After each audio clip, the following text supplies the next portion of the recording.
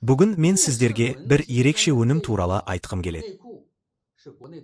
Бұл ерлерге арналған іш киім, және ол ішкі нарықта шынымен бірегей. Оның технологиясы заманауи, және өз саласында теңдесі жоқ. Неге ол бірегей? Халық айтқандай, 100 рет естігенше, 1 рет көргені артық.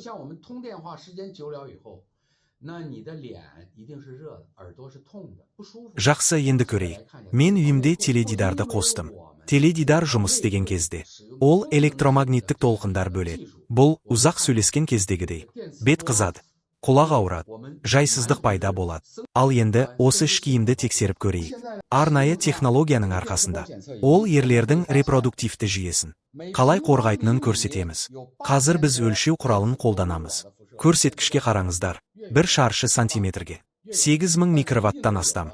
Қашықтаған сайын азаяды, бірақ толық жоғалмайды. Енді назар аударыңыздар.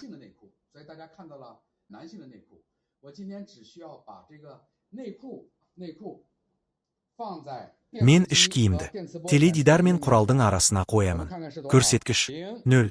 Іш киімді алып тастаймын. Қайтадан 8000-нан асады. Қайта қоямын. Тағы да 0. Көрдіңіздер ме? Тағы да қайталаймыз. Алып тастаймын. 8000. Қоямын. 0. Бұл нақты нәтиже. Бұл кәдімгі ерлер іш киімі сияқты көрінеді. Бірақ оның мүмкіндігі әлдеқайда жоғары. Ол электромагниттік толқындарды бөгейді және ағзаны қорғайды. Ең бастысы, ерлердің репродуктивті жүйесін және жыныстық функциясын қорғауға көмектеседі. Кейде нәтиже өздігінен бәрін айтып береді.